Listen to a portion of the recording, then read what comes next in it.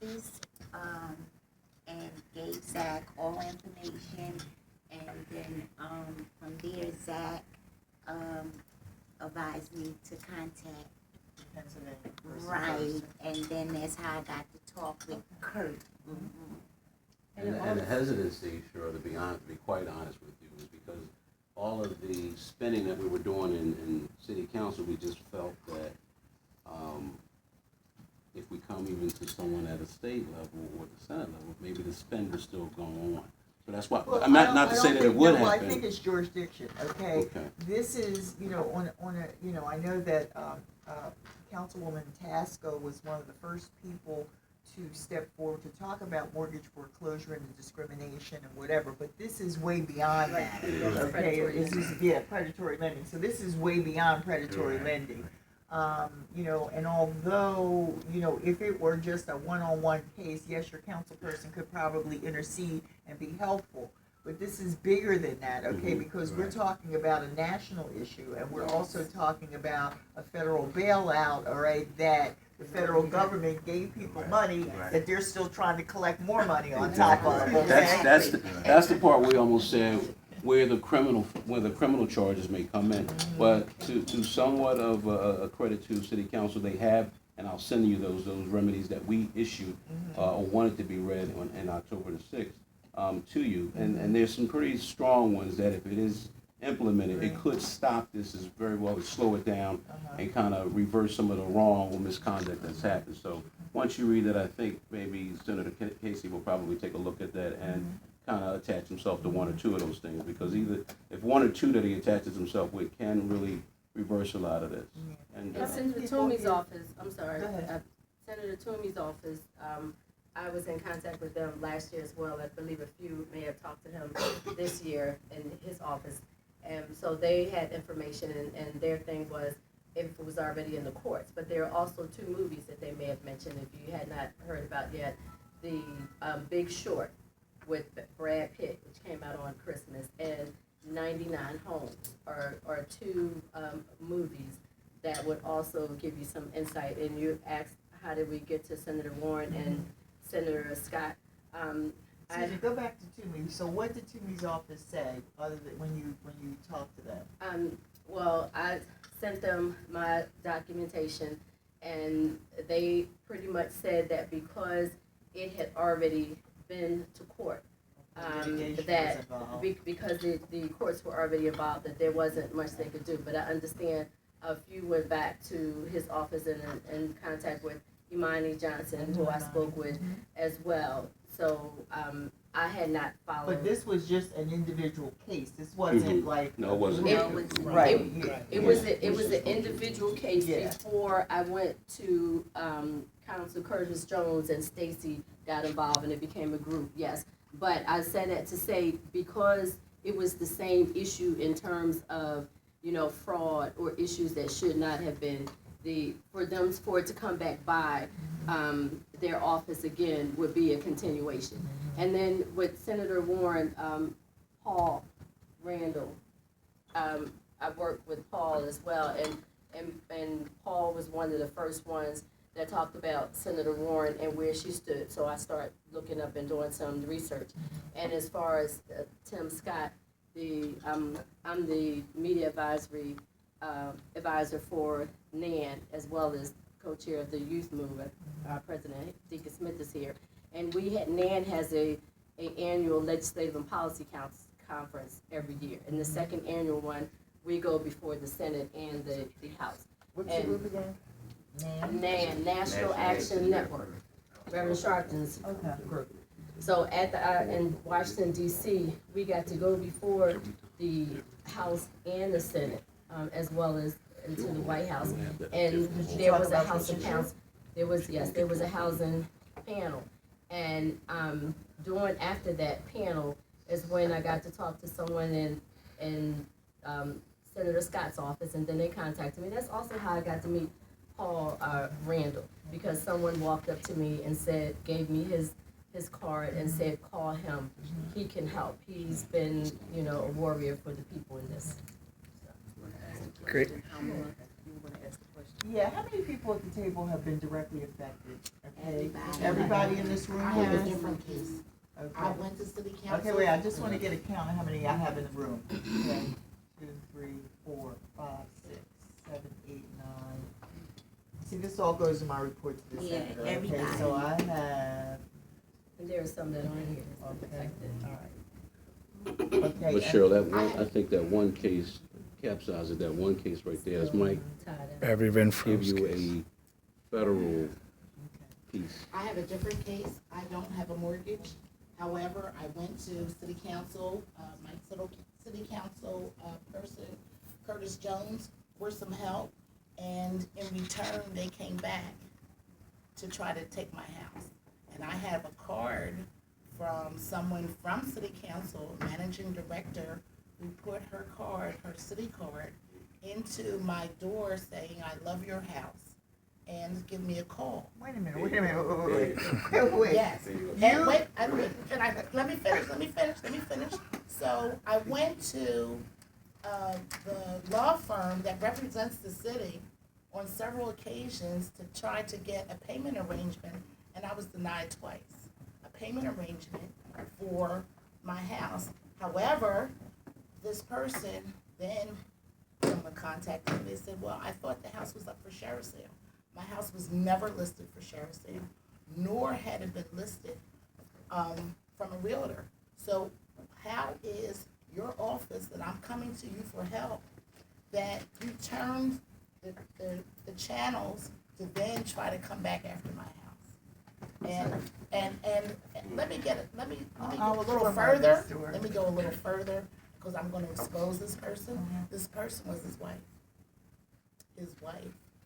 Curtis Jones's wife put her card, managing director. Now I work for the school district of Philadelphia. That's a form of bullying. What we expel children from trying to bully other children that are smaller than them, that can't fight back. So as a single person, I have been fighting, and I was introduced to this group, and I thank you much for bringing me in, because as a single person, I was not being heard.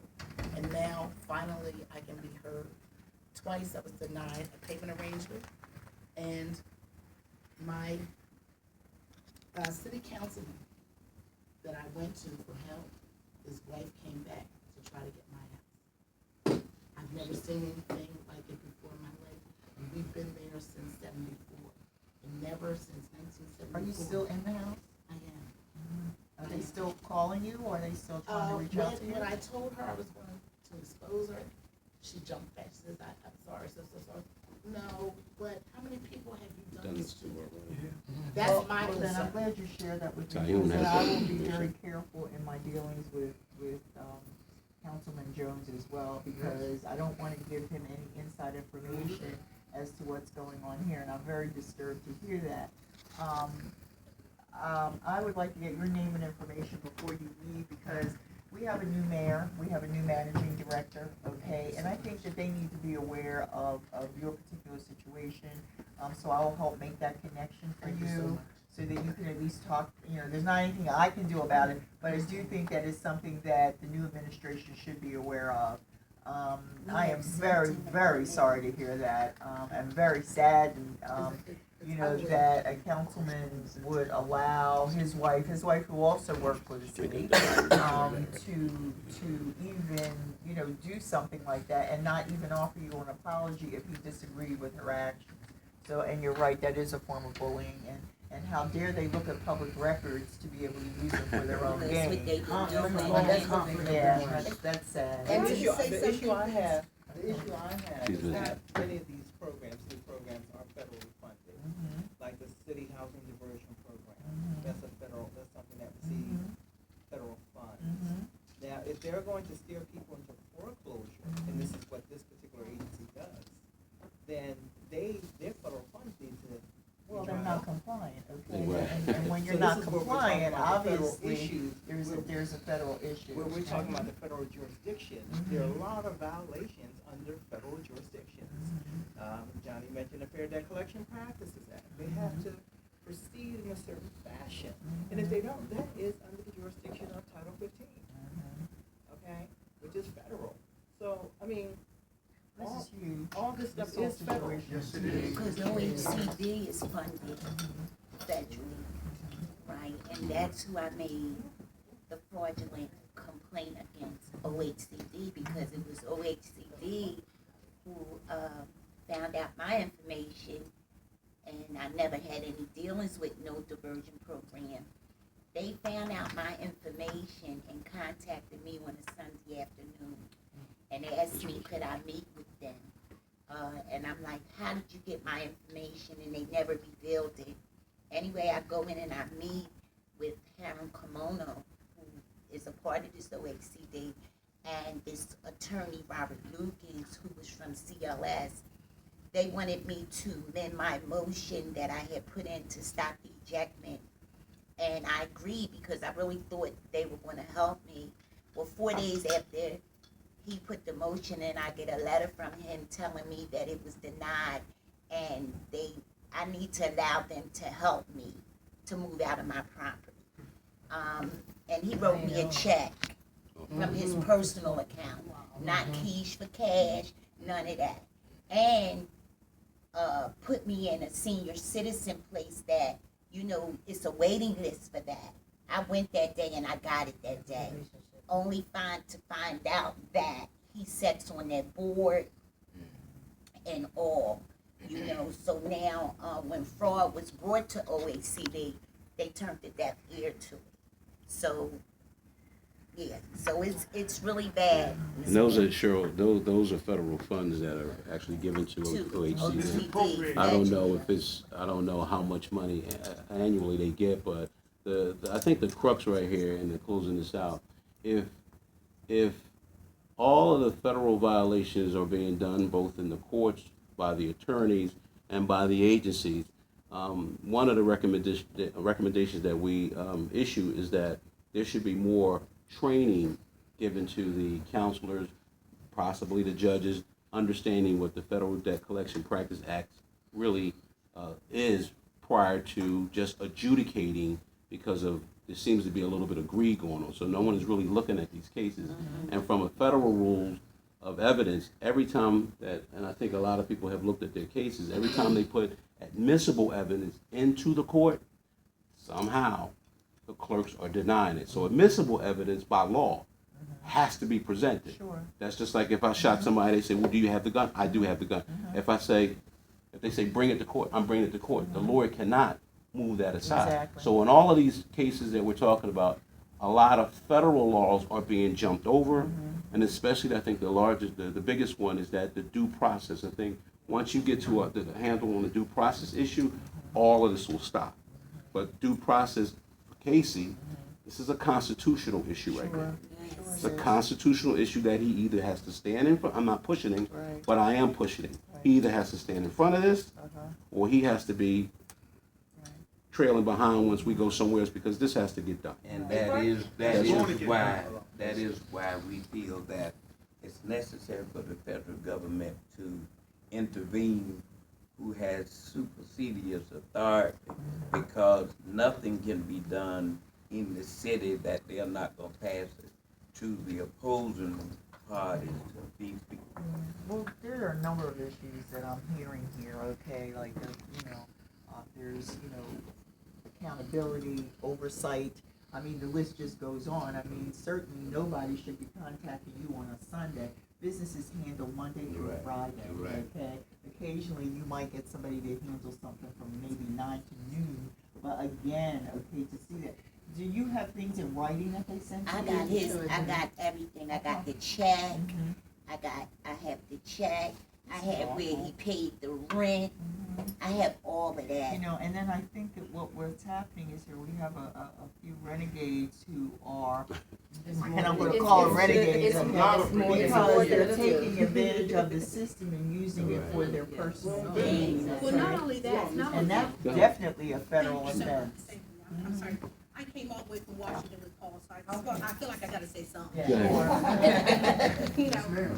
I wrote a paper, I said, Paul, I think it would be a great idea if we could all get a national movement with one theme, because in this issue, there are so many rabbit holes.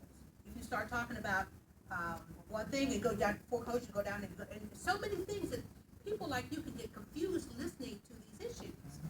However, there's one thing that's just always resonant in all these cases: judicial fraud. Period. The judges are the ones who are allowing Wall Street to do their thing.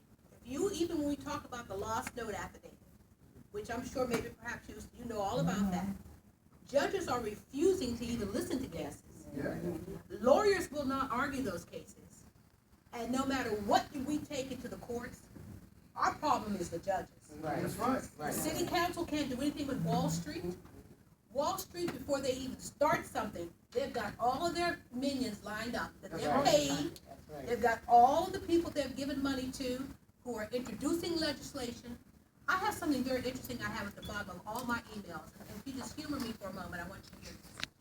When plunder becomes a way of life for a group of men in society, over the course of time, they create for themselves a legal system that authorizes it and a moral code that glorifies it. That's right. So that no matter what you do, if we don't have the people behind us, and people don't start going to the bank and saying, "Where's my note? That's right.